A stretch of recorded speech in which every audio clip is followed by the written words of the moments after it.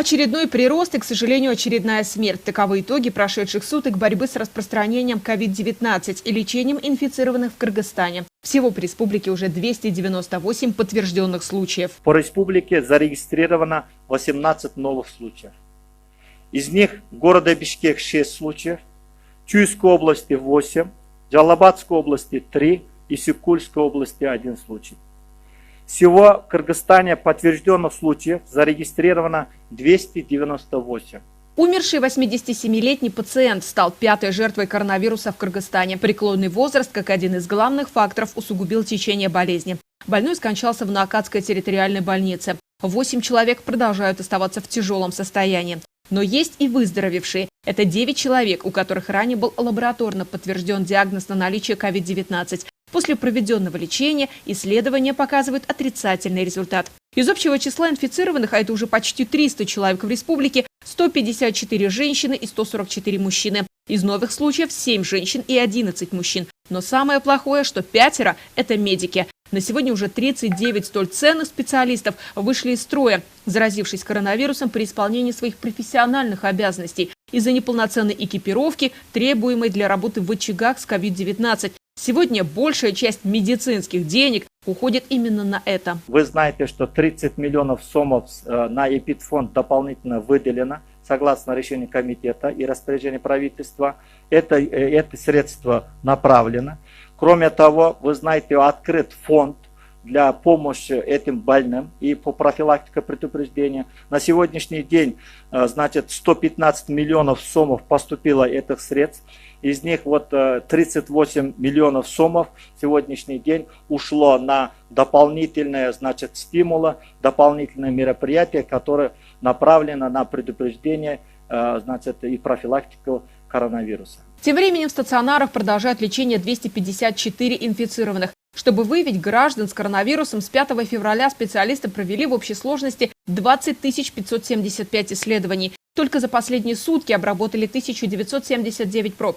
Количество контактных, подвергнутых лабораторным исследованиям, на сегодня 6047. Из них близкие контакты первой категории – это 1058 человек, и второй категории – 4989. При таких масштабах проведение анализов не прекращается ни на минуту. И на это уходят немалые суммы. Сегодня для диагностики COVID-19, напоминают Минздраве, применяют ПЦР-исследования и экспресс-тесты, результаты которых, к сожалению, не самые точные. Экспресс-тест имеет 70%. Мы знаем, что 30% погрешности, но в первом плане, что оно применяется для контактных больных.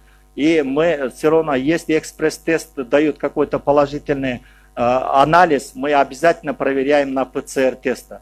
Это в основном мы используем для скрининга, для выявления, значит, контактных. Это мы знаем сегодняшний день. Первое время действительно у нас реагентов не хватало для проведения ПЦР-теста.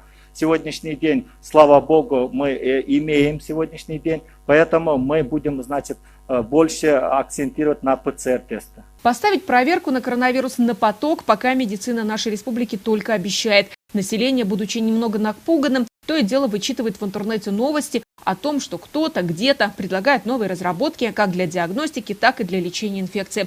Официальные медицинские структуры призывают не поддаваться убеждениям из статей, рекламы и прочих рассылок. Сегодня методов обследования 2. Лечение ведется в соответствии с общемировыми протоколами. Лечится, значит, рекомендовано в основном противовирусные, значит, препараты. Это лопинавир, ритонавир и гидроксихлорохин. Но, кроме того, это лечение симптоматическое. То есть, в зависимости от симптомов проводится лечение. Это у нас достаточно в Кыргызстане в сегодняшний день. Это лекарства противовирусные препараты. Кроме того, мы имеем в запасе антибиотики и при необходимости другие, значит, лекарственные средства. На фоне постоянно увеличивающихся зараженных, кыргызстанцы, которые неделю живут в режиме не только ЧС, но и ЧП с требованиями соблюдения строгой самоизоляции. Большая часть населения, понимая и опасность, и ответственность, все-таки старается оставаться дома. Работа стоит, люди в отпуске, который, к сожалению, у частного сектора не предполагает содержание. В этой связи вопрос, когда же люди смогут вернуться к делам? Все больше их тревожит. И если в других странах медики делают хоть какие-то предположения, наши специалисты еще пока только пытаются анализировать тенденцию распространения коронавируса. Здесь работают, значит, наши профессора. У нас есть группа, это преподаватели Кыргызской государственной медицинской академии, Кыргызско-Российско-Славянского университета, Института переподготовки и повышения квалификации. Они проводят анализ, но я думаю, что в ближайшее время они точно скажут примерный, значит, прогноз. Потому что вы знаете, что прогноз дело неблагородное, поэтому мы сегодняшний день не можем ответить на этот вопрос. Запасы основных типов лекарств, как отметил Мадамин Каратаев, в республике на 3 месяца. Но так как внутри страны препараты не производятся, особенно некоторые жизненно важные для таких категорий больных, как с эпилепсией или онкологией, в данное время переговоры о поставках медикаментов для них продолжаются с международными организациями.